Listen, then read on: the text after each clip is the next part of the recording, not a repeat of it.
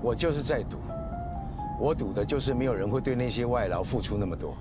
大家好，这里是左岸光影。今天想跟大家分享的电影是《查无此心》。《查无此心》上映于2023年，由新锐导演曾荫庭执导，也是张钧甯监制的第一部电影。故事从张钧甯所饰演的女警吴洁的感情创伤展开，透过一系列的谋杀案件，揭示人性深处的复杂情感与社会议题。今天我们除了介绍电影剧情之外，还会再跟大家聊聊这部电影的推理故事类型，以及从电影延伸出来的关于失联移工的处境。在继续看下去之前，请记得按赞、订阅、开启小铃铛，就可以加入这个咖啡馆咯。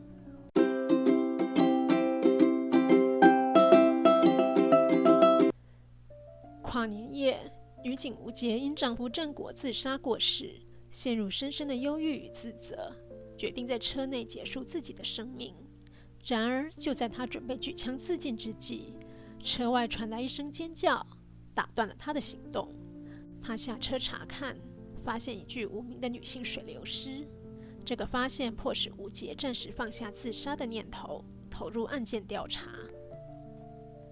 非法移工中介阿生在他所经营的东南亚杂货店厕所里，回忆他与太老前女友瓦莉的甜蜜往事。突然，计程车司机阿奇的叫嚣声打断了阿生的回忆。阿奇拿着一张双黄线回转的罚单，认定是阿生偷开他的车。阿生径直出门为杂货店送货，不理会阿奇的纠缠。水流尸案件被分配给吴洁和新手警员蔡伟。调查显示，死者是一名泰国外劳，心脏被挖走，左手无名指被切除。法医说，古时候的人相信左手无名指的血是流往心脏的，于是这条静脉就被取名为爱情静脉，所以初步推测杀人动机可能与爱情有关。一名泰劳来找阿生，自称名叫沙平，是瓦莉的妹妹。她说姐姐失踪好几天了，所以她想来询问姐姐的下落。阿生说他已经和瓦莉分手，而且瓦莉经常和另外一名泰籍男友阿曼出去玩。沙平告诉阿生，阿曼对瓦莉比阿生认真多了，所以是沙平叫瓦莉跟阿生分手的。但是沙平知道，瓦莉真正喜欢的人是阿生。阿生听了，神情显得相当痛苦。隔天，阿生与阿奇带着沙平来照相馆照相，准备帮他做假证件。沙平因为姐姐下落不明而愁容满面，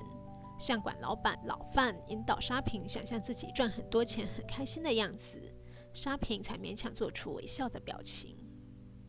一通神秘电话告知警方死者为瓦莉纳坡，警方循线追查到发话的电话亭，却发现疑似爆裂物，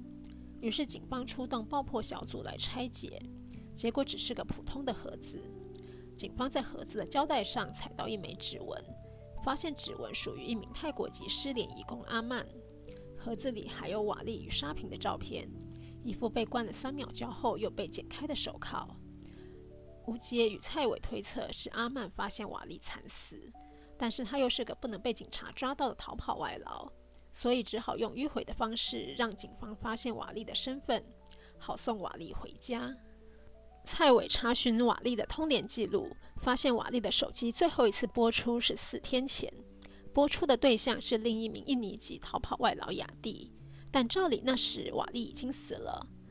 吴洁发现瓦莉、沙平、阿曼、雅蒂的通联记录中有个共同的发话对象，就是非法移工中介阿生。于是吴洁和蔡伟找上阿生，经过认尸程序与试探，吴洁确认阿生与瓦莉有过一段关系，但阿生否认自己认识其他失联移工。阿生一回到宿舍，就拉着沙平要他躲去阿奇家，因为沙平的姐姐瓦莉已经死了，而警察也盯上了他们。沙平在抗拒与愤怒之下，砸了阿奇的车一下，车门被撞凹了一个洞。吴洁和蔡伟其实一直在跟踪阿生，但见阿生上了另外一台车，不知要开往何方，于是吴洁和蔡伟跟了上去。原来阿生是去找阿曼，只问他是不是杀了瓦莉。阿曼歇斯底里的否认，说他只是想让瓦莉回家。吴洁和蔡伟跟踪阿生，持枪进入阿曼的家，在一片混战中，阿曼拿到了手枪，在歇斯底里中开枪自尽。这一幕触发了吴杰的创伤。长官担心吴杰，决定让吴杰退出这个案子，但吴杰却莫名的对这个案子有了执着，于是私下找阿生合作。我们总说尸体会选人办案，他选了我。半夜，阿生传了一个定位给吴杰，让他过来。吴杰赶到定位，只见阿生挖出了另一具尸体，是雅蒂瓦尤尼。原来雅蒂的尸体在几天前被丢在他所工作的屠宰场，但是这伙移工、雇主、中介作为一整组不能曝光的非法雇佣关系，阿生只能偷偷帮雇主把雅蒂埋了。吴杰检查雅蒂的尸身后，发现雅蒂和其他受害者一样，无名指被切掉，心脏也被挖走，推测凶手很可能是同一个人，专挑非法女外劳下手，并选择在受害者生日当天行凶，然后把受害者的尸体丢回来给他们的非法雇主，再利用受害者的手机联系下一名目标。吴杰请蔡伟查雅蒂的通联记录，蔡伟说雅蒂3小时前的发话对象就是沙平，而明天就是沙平生日。阿生赶紧打电话给沙平，发现沙平的手机已经关机。阿生与吴杰赶紧找到沙平寄住的阿奇家，从阿奇家的看护口中得知，沙平接到有工作的消息，已经出门。看来事情已经急如星火，这桩连续杀人案的真凶究竟是谁呢？他们能救出沙平吗？而吴杰又要如何面对自己的创伤呢？我们前面提过，这部电影是以悬疑推理的故事形式，揭示人性深处的复杂情感与社会议题。悬疑推理的故事类型有很多种，最经典的就是本格式推理。扮演侦探角色的或许是明察秋毫的福尔摩斯，或是聪明过人的名侦探柯南。故事重点在推理解谜的过程，聪明的侦探用缜密的逻辑与细腻的观察，破解罪犯的杀人轨迹。后来1920年代的美国又发展出冷硬派推理，扮演侦探角色的或许是警察、记者、保险业务员等，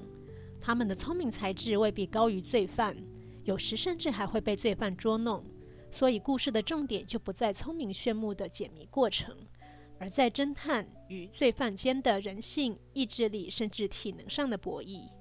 有的推理故事则结合了丰富的历史知识，是要建立在特定的社会文化条件中才会成立的，例如《玫瑰的名字》、《达文西密码》等。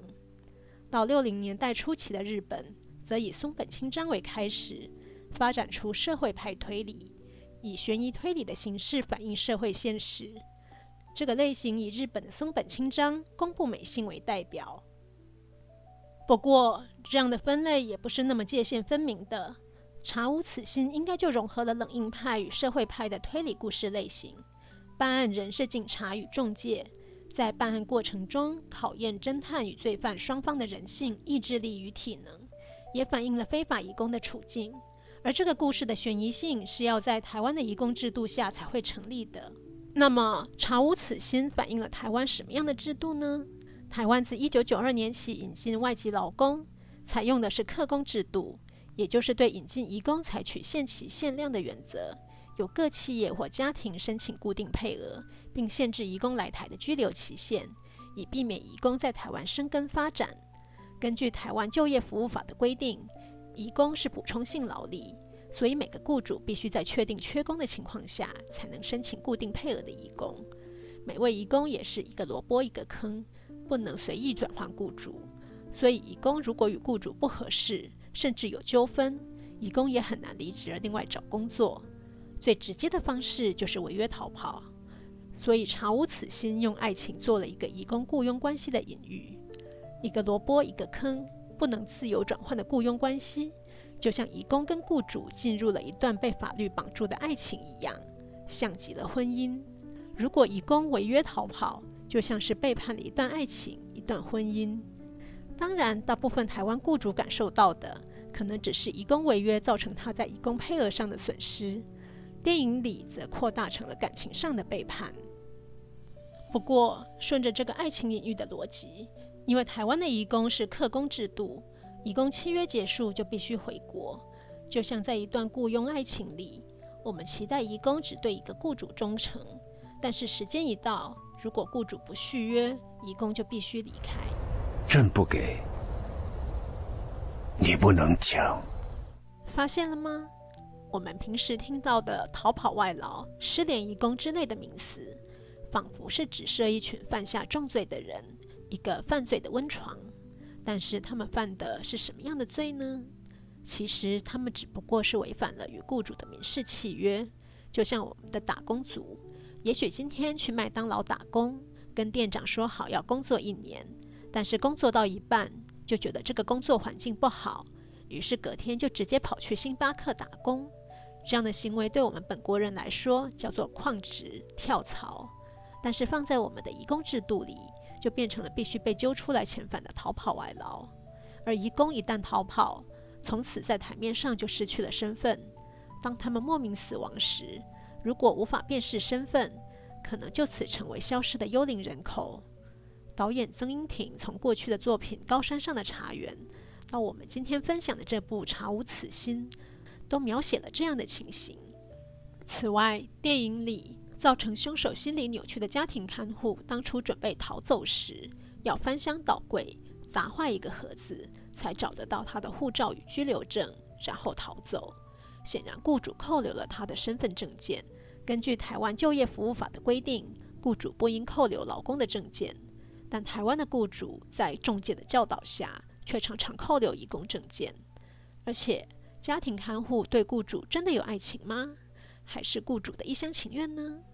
是否有可能在雇佣的权利关系下，家庭看护被雇主性骚扰甚至性侵而不敢声张，让雇主产生了爱情的错觉呢？这又是另一个议题了。今天的分享就到这里。如果您喜欢今天的节目，请记得按赞、订阅、开启小铃铛，也欢迎在下方留言，一起加入讨论哦。